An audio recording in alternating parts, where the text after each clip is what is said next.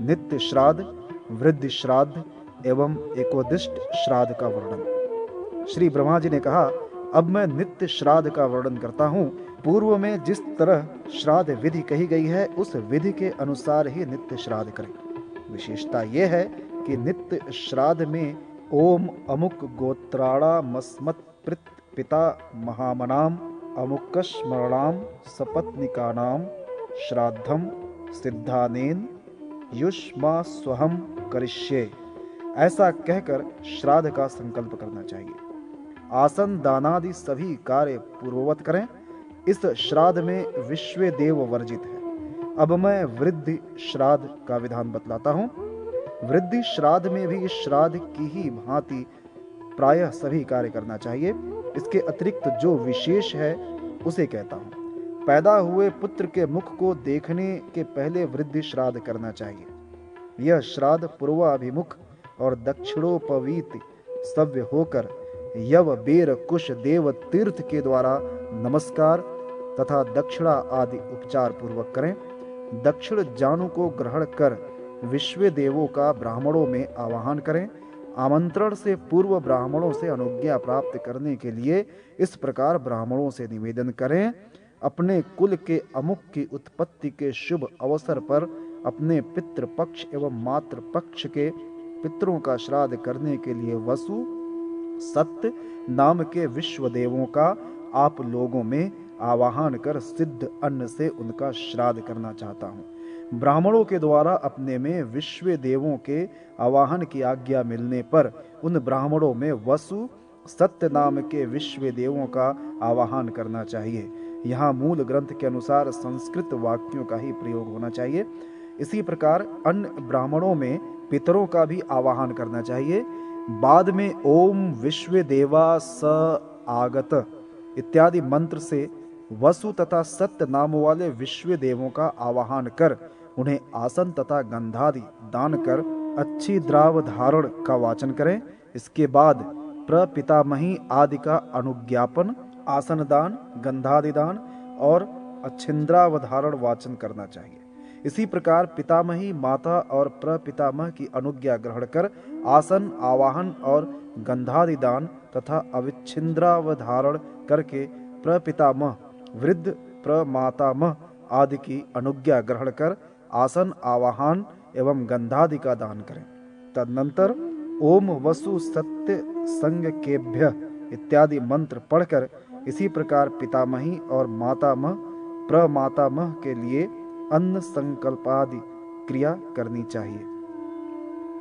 यकोदिष्ट श्राद्ध में पूर्व के समान सभी कार्य करना चाहिए।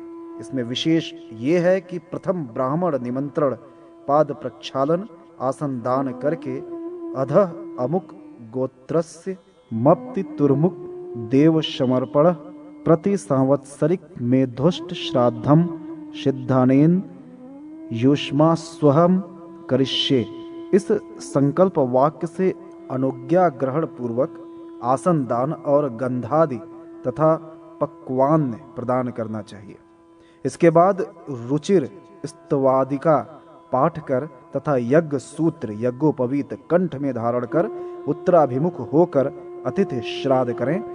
पितरों की तृप्ति जानकर दक्षिणामुख हो, वामोपवीत अपसव्य होकर कर्म से उच्छिष्ट अन्न के समीप में अग्नि दग्धाश्च इत्यादि मंत्र से अन्न विकरण करें। तदनंतर अमुक गोत्र मतपिता से मंडल रेखा के ऊपर जल धारा दें। अन्य कार्य पूर्व के समान ही समझना चाहिए।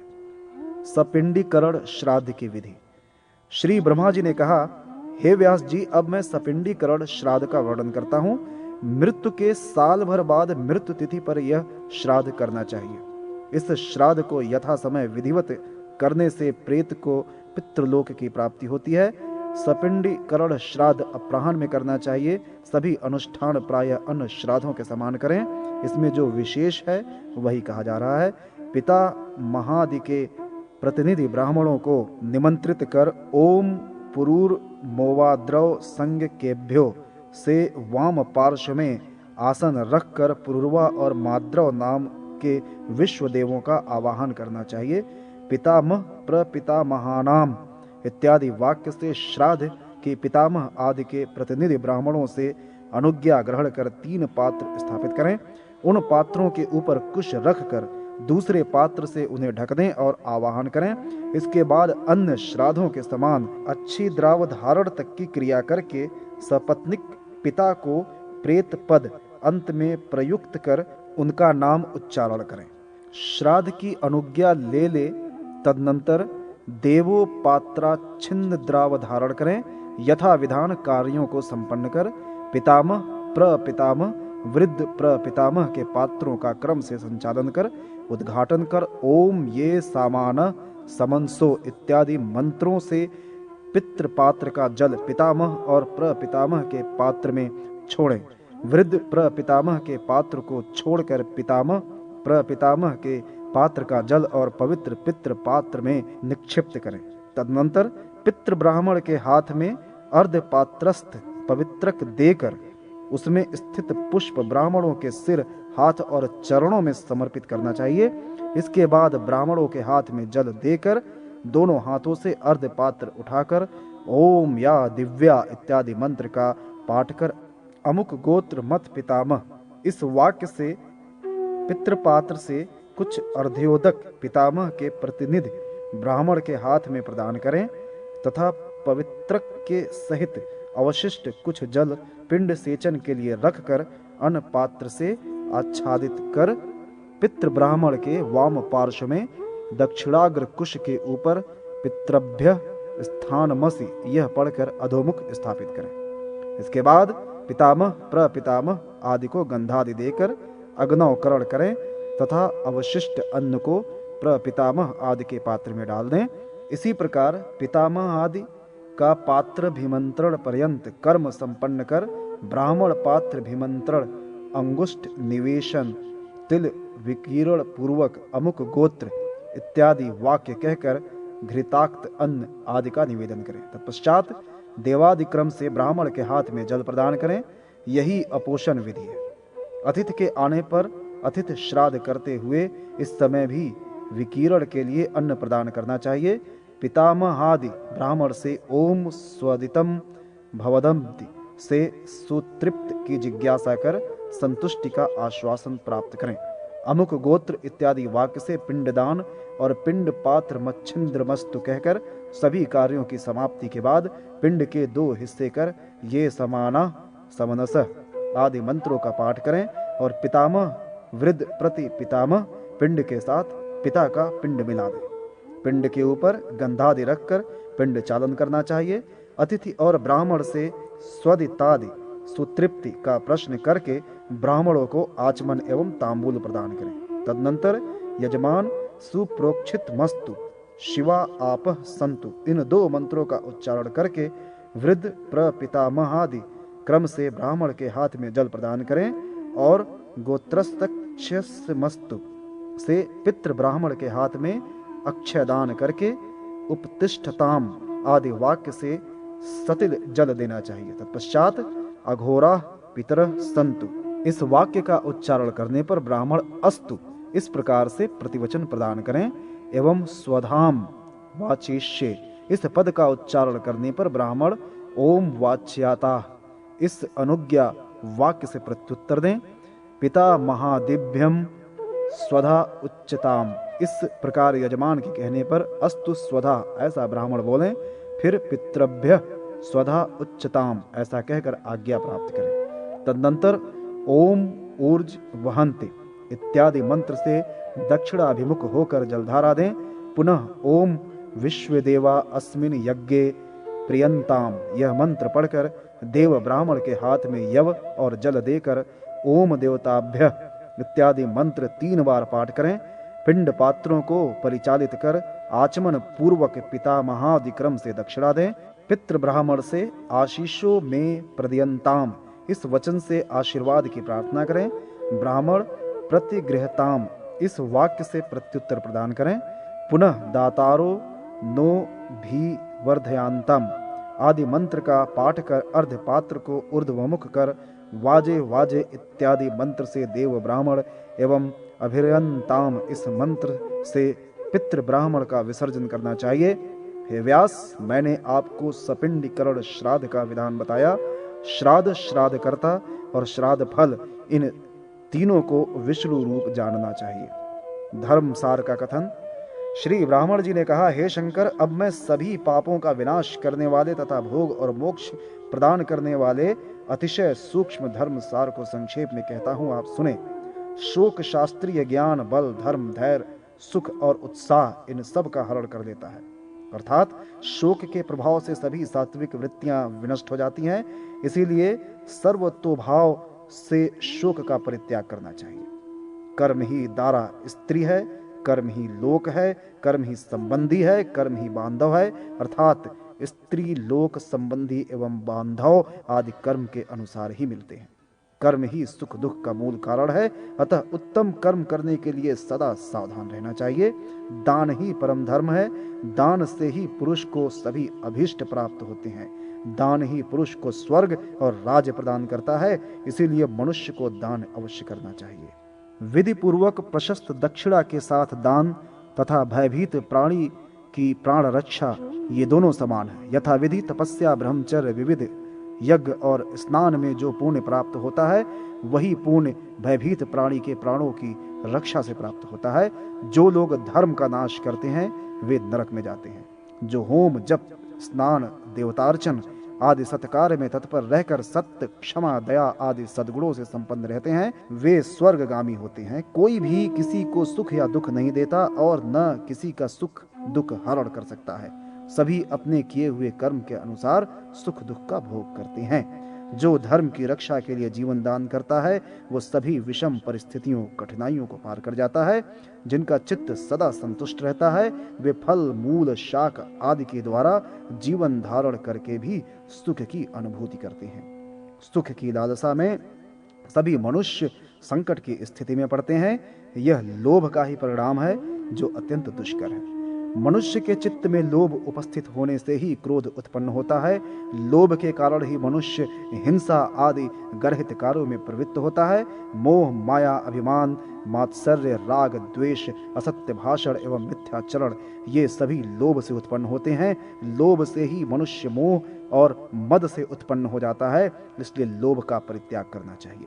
जो शांत व्यक्ति लोभ का परित्याग करता है, वह सभी प्रकार के पापों से रहित होकर परम लोक को प्राप्त करता है। हे महादेव, देवता, मुनि, नाग, गंधर्व, गोयक गण, ये सभी धार्मिकों की पूजा करते हैं। धनाढ्य और कामी व्यक्ति की अर्चना कोई नहीं करता। अनंत बल, वीर्य, प्रज्ञा और पौरुष के द्वारा किसी दुर्लभ वस्तु को यदि मनुष्य प्राप्त कर लेता है, तो इसके कारण किसी को ईर्ष्यावश, शोकाकुल या दुखी नहीं होना चाहिए। सभी प्राणियों के प्रति दया का भाव रखना, सभी इंद्रियों का निग्रह करना और सर्वत्र अनित्य बुद्धि रखना, यह प्राणियों के लिए परम श्रेयस्कर है। मृत्यु सामने वर्तमान है, यह समझकर जो व्यक्ति धर्माचरण नहीं करता, उसका जीवन बकरी के गले में स्थित स्तन के समान निरर्थक है। हे वृषध्वज, इस लोक में गोदान से बढ़कर कोई दान नहीं है। जो न्यायोपार्जित धन से प्राप्त गौ का दान करता है, वे अपने संपूर्ण कुल को तार देते हैं। हे वृषध्वज, अन्नदान से श्रेष्ठ और कुछ भी दान नहीं है, क्योंकि संपूर्ण चराचर जगत अन्न के द्वारा ही प्रतिष्ठित है। कन्यादान, वृषोत्सर्ग, जप, तीर्थ सेवा, वेदाध्ययन, हाथी, घोड़ा, रथ आदि का दान, मणिरत्न और पृथ्वी दान, ये सभी दान अन्नदाता के 16वें अंश की भी बराबरी नहीं कर सकते। अन्न से ही प्राणियों के प्राण, बल, तेज, वीर, घृति और स्मृति, ये सभी प्रतिष्ठित रहते हैं। जो कूप, वापी, तड़ाग और उपवन का निर्माण कर लोगों की संतुष्टि के लिए प्रदान करते हैं, वे अपनी 21 पीढ़ियों का उद्धार कर विष्णु लोक में प्रतिष्ठा प्राप्त करते हैं। साधुओं का दर्शन करना अतिशय पुण्यदायक है। यह सभी प्रकार के तीर्थों से भी उत्तम है। तीर्थ तो समय आने पर फल प्रदान करता है, किंतु सज्जनों का संग उसी क्षण फल प्रदान करता है। सत्य, दम, तपस्या, शौच, संतोष, क्षमा, सरलता, ज्ञान, शम, दया और दान, इनको सनातन धर्म माना गया है। प्रायश्चित निरूपण, चंद्रायणादि विभिन्न व्रतों के लक्षण तथा पंचगव्य विधान। श्री ब्रह्मा जी ने कहा, अब मैं नारकीय पापों को विनष्ट करने वाले प्रायश्चित आदि कर्मों का वर्णन करूंगा। मक्खी, जलकण, स्त्री, पृथ्वी पर प्राकृत रूप से एकत्र जल, अग्नि, बिल्ली और नेवला ये सदैव पवित्र माने गए हैं। जो द्विज प्रमादवश शूद्र द्वारा उच्छिष्ट, जूठ तथा छुआ हुआ भोजन ग्रहण करता है, वह एक दिन रात्रि का उपवास करके पंचगव्य प्राशन से शुद्ध होता है। यदि ब्राह्मण अन्य किसी ब्राह्मण के द्वारा उच्छिष्ट तथा स्पर्श किया हुआ भोजन करता है तो उसे प्रायश्चित के रूप में स्नान, जप तथा पूरे दिन उपवास करके रात्रि में भोजन करना चाहिए। मक्खी और केश युक्त भोजन करने पर तत्काल वमन क्रिया से शुद्धि हो जाती है। जो मनुष्य किसी भोज्य पदार्थ को एक हथेली में रखकर दूसरे हाथ की एक अंगुली या पूरे हाथ से खाता है और उसके बाद जल नहीं पीता है तो उसे एक दिन और एक रात्रि का उपवास करना चाहिए। एक हथेली में रखकर दूसरे हाथ से भोजन का जल भी पी लिया जाए तो और कठिन प्रायश्चित विहित है, क्योंकि ऐसे भोजन में बिना संकोच पूर्ण संतुष्ट होने का भाव स्पष्ट है।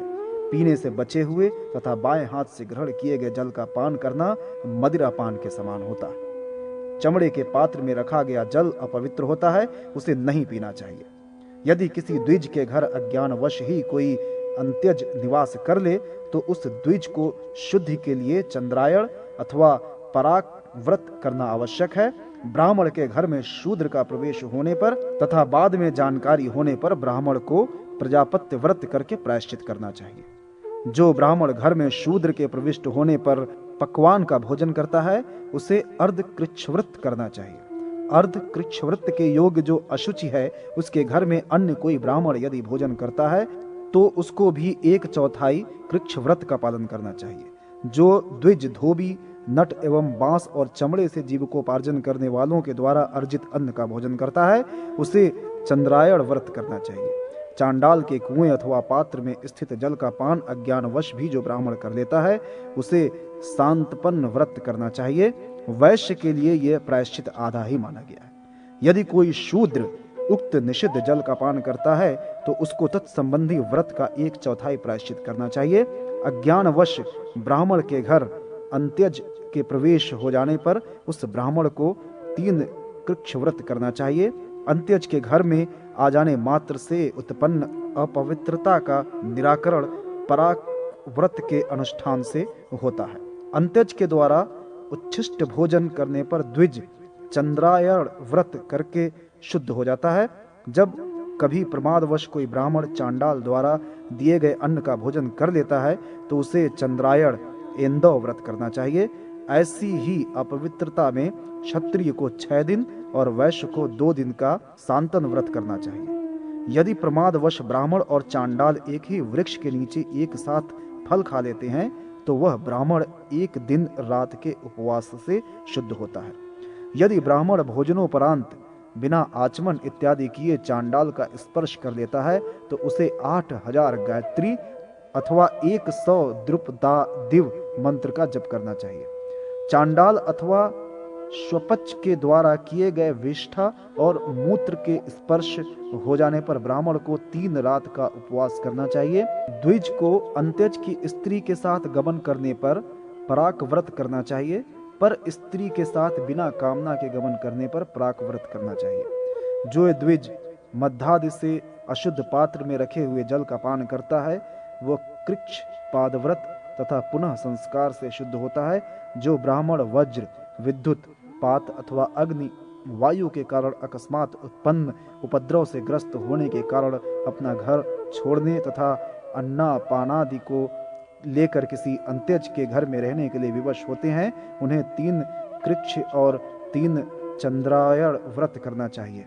मुनि वशिष्ठ ने तो उक्त निषिद्ध कर्म करने पर ब्राह्मण के लिए पुनः जातक मर्दादि संस्कारों के द्वारा शुद्ध होने का विधान बताया है। कोई स्वयं उच्छिष्ट भोजन के बाद मुख एवं हाथ का प्रक्षालन नहीं किया है तो उसके उच्छिष्ट भोजन करने के बाद शेष अन्न का भक्षण करने पर अथवा कुत्ते या शूद्र से पृष्ठ सिद्ध अन्न का भक्षण करने पर द्विज 1 दिन रात्रि पर्यंत उपवास तथा पंचगव्य प्राशन से शुद्ध होता है। यदि ब्राह्मण किसी वर्ण बहिष्कृत व्यक्ति को छू लिया जाता है तो उसे 5 रात्रियों का उपवास करना चाहिए। अविच्छिन्न गति से गिरने वाली जलधारा, वायु के झोंके से उड़ाई गई धूलि के कण, स्त्री, बालक और वृद्ध कभी दूषित नहीं होते। स्त्रियों का मुख, पक्षियों के द्वारा गिराया गया फल, प्रसव काल में बछड़ा तथा हरिण का शिकार करते समय कुत्ता सदैव पवित्र रहता है। जल में रहने वाली वस्तु जल में और स्थल में पाई जाने वाली वस्तु स्थल में अपवित्र नहीं होती। धार्मिक कृत्य करते समय पैर का स्पर्श हो जाने पर द्विज आचमन द्वारा शुद्ध हो जाता है। जिस कांस्य पात्र में मदिरा नहीं लगी है वह अन्य किसी कारण से अपवित्र हो गया हो तो पवित्र भस्म के द्वारा मांजे जाने पर शुद्ध हो जाता है। मूत्र या मदिरा के द्वारा अशुद्ध पात्र को अग्नि में डालकर शुद्ध किया जा सकता है। गौ के द्वारा सूंघे गए, शूद्र के द्वारा छुए गए और कौवे और कुत्ते के द्वारा जूठे किए गए कांस्य पात्र 10 बार शुद्ध भस्म से मांजने पर शुद्ध होते हैं। जो ब्राह्मण शूद्र के पात्र में भोजन कर लेता है वह 3 दिन तक उपवास रखकर पंचगव्य पान करने से शुद्ध होता है। जो ब्राह्मण उच्छिष्ट पदार्थ या उच्छिष्ट प्राणी का स्पर्श करता है अथवा कुत्ते या शूद्र का स्पर्श करने से अपवित्र हो गया हो वह भी 3 दिन के उपवास और पंचगव्य के पान से शुद्ध हो जाता है। रजस्वला स्त्री का स्पर्श करने पर उपवास करके पंचगव्य पान करने से शुद्धि होती है। जल रहित प्रदेश, चोर और हिंसक व्याघ्रादि जीवों से परिव्याप्त मार्ग में किसी अशुद्ध होने योग्य द्रव्य को हाथ में लिए हुए यदि मल मूत्र का परित्याग किया जाता है तो वह द्रव्य अशुद्ध नहीं होता। भूमि पर उस द्रव्य को रखकर शौच कर्म करना चाहिए। कांजी, दही, दूध, मट्ठा, कृसरान्न शूद्र से भी गाय है। मधु अंत्यज से भी ग्रहण किया जा सकता है। जो ब्राह्मणादि गुड़ की बनी हुई, पीठी की बनी हुई या महुआ की बनी हुई मदिरा पान करते हैं उन्हें अग्नि के समान संतप्त सुरा का पान करके शुद्ध होना चाहिए। जो ब्राह्मण और क्षत्रिय सूतक युक्त घर के पात्र में जल अथवा भोजन ग्रहण कर लेते हैं उन्हें क्रमशः 500 और 100 गायत्री मंत्रों का जाप करना चाहिए। जब घर में सूतक पड़ जाता है तो उस समय ब्राह्मण, क्षत्रिय, वैश्य और शूद्र क्रमशः 10 दिन, 12 दिन, 15 दिन तथा 1 मास के बाद शुद्ध हो जाते हैं। युद्धरत राजाओं की, यज्ञ दीक्षित की तथा परदेश में गए हुए लोगों की सूतक होने पर तत्काल स्नान से शुद्धि हो जाती है। 1 मास के बालक की मृत्यु होने पर भी स्नान से सधः शुद्धि का विधान है। अविवाहित कन्या, यज्ञोपवीत संस्कार रहित द्विज, दांत निकल आए हुए बालक तथा 3 वर्षीय कन्या के मृत्यु होने पर 3 रात्रियों का अशौच होता है। जनना शौच में गर्भस्राव होने पर भी 3 रात्रियों का अशौच माता के लिए माना गया है। प्रसूता स्त्रियां 1 मास तक अशुद्ध रहती हैं। रजस्वला स्त्री 4थे दिन शुद्ध हो जाती है। देश में दुर्भिक्ष एवं किसी आकस्मिक कारणवश विप्लव होने की स्थिति में जन्म अथवा मृत्यु का अशौच होने पर भी देश हित के लिए दान आदि धर्म यथा नियम किए जा सकते हैं। दीक्षा काल में, विवाहादि में, देव पितृ निमंत्रण में, देवताओं द्वारा ब्राह्मणों के निमंत्रित हो जाने पर या पूर्व संकल्पित कार्यों के बीच भी यदि घर के किसी व्यक्ति की मृत्यु हो जाती है अथवा कोई बच्चा जन्म लेता है तो उस समय अशौच नहीं होता है। द्विज प्रसूता पत्नी का स्पर्श करने से अशौच युक्त हो जाता है। यहाँ अग्नियों का आवाहन होता है, जहाँ वेदों का पठन पाठन होता है अथवा जहाँ वैश्व देव यज्ञ आदि धार्मिक कृत्यों का संपादन होता है वहाँ सूतक दोष नहीं होता। अशुद्ध घर में भोजन करने पर ब्राह्मण 3 रात्रि उपवास के पश्चात शुद्ध होता है।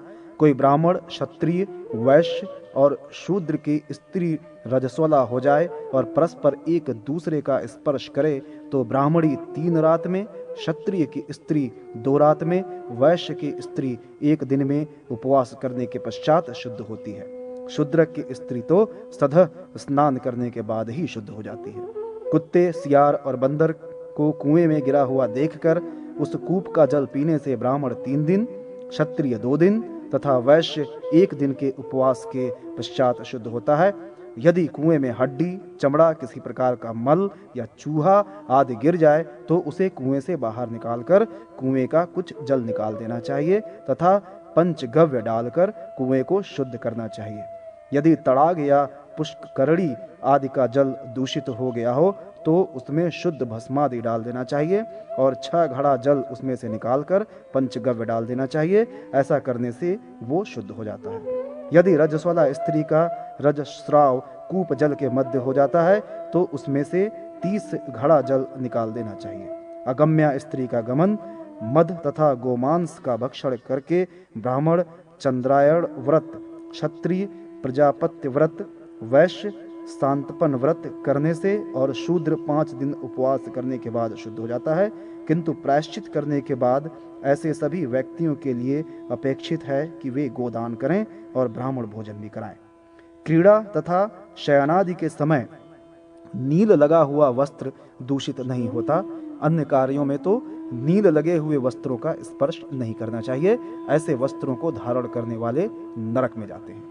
जो मनुष्य अवरोध उत्पन्न करने के लिए पशु के 2 पैरों में बंधन लगाने का पाप करता है और उस पशु की मृत्यु जलाशय के समीप, वन में अथवा घर में जलने से या कंठ में रस्सी बांधने, घंटी, घुंघरू आदि आभूषणों के पहनाने से ही हो जाती है, तो उस मनुष्य को कृच्छपाद व्रत करना चाहिए। गाय के शरीर की हड्डी तोड़ने पर, सींग तोड़ने पर, चमड़ा भेदन करने पर तथा पूंछ काटने पर लगे हुए पाप का प्रायश्चित आधे मास तक यावक पान करने से होता है। हाथी, घोड़े और शस्त्र आदि से गौ की ऐसी क्षति होने पर कृच्छ व्रत करना चाहिए। यदि अनजान में ब्राह्मण, क्षत्रिय और वैश्य मल, मूत्र, मदिरा से संस्पृष्ट पदार्थ का भोजन कर लें तो उन्हें पुनः द्विजातीय संस्कार करना चाहिए। पुनः द्विजातीय संस्कार के समय केश मुंडन, मेखला धारण, दंड ग्रहण और भिक्षा चरणादि की आवश्यकता नहीं है। अंत्यज के पात्र में रखा हुआ कच्चा मांस, घृत, मधु तथा यथा समय उत्पन्न स्निग्ध पदार्थ, तैल आदि उसके पात्र से निकाले जाने पर शुद्ध हो जाते हैं। क्रमशः प्रथम दिन एक भक्त व्रत, दूसरे दिन नक्त व्रत, तीसरे दिन अयाचित व्रत करते हुए जो उपवास किया जाता है वह पाद कृच्छ व्रत है। कृच्छार्ध का द्विगुण प्रजापत्य व्रत कहा जाता है। यह सभी पापों का विनाशक है। 7 उपवास करने से कृच्छ व्रत पूर्ण होता है। इसी को महाशांतपन व्रत के नाम से स्वीकार किया जाता है। 3 दिन गर्म जल मात्र, उसके बाद 3 दिन दूध मात्र और उसके बाद 3 दिन गर्म घृत पान करते हुए जो व्रत किया जाता है वह तप्त कृच्छ व्रत है। यह समस्त पापों को विनष्ट करने वाला है। 12 दिनों तक जल मात्र ग्रहण कर उपवास करने से एक पराक व्रत संपन्न होता है। यह व्रत सभी पापों का विनाशक है। जिस व्रत में शुक्ल पक्ष की प्रतिपदा तिथि को 1 ग्रास मात्र भोजन करके क्रमशः पूर्णिमा पर्यंत प्रत्येक तिथि को 1-1 ग्रास भोजन की वृद्धि की जाती है और उसके बाद कृष्ण पक्ष की प्रतिपदा तिथि से प्रतिदिन अमावस्या तिथि तक 1-1 ग्रास भोजन की मात्रा कम की जाती है, इसे चंद्रायण व्रत कहते हैं। सोने के समान वर्ण वाली गाय का दूध, श्वेत वर्ण वाली गाय का गोबर, ताम्र वर्ण वाली गाय का मूत्र, नील वर्ण वाली गाय का घृत तथा कृष्ण वर्ण वाली गाय की दही प्रशस्त है। इन चारों के साथ कुशोदक मिलाकर जो पदार्थ तैयार किया जाता है उसको पंचगव्य कहते हैं। इस मिश्रण में गोमूत्र की मात्रा 8 माशा, गोबर की मात्रा 4 माशा, दूध की मात्रा 12 माशा, दही की मात्रा 10 माशा और घृत की मात्रा 5 माशा कही गई है। इस विधि से तैयार किया गया पंचगव्य सभी मलों का विनाशक होता है।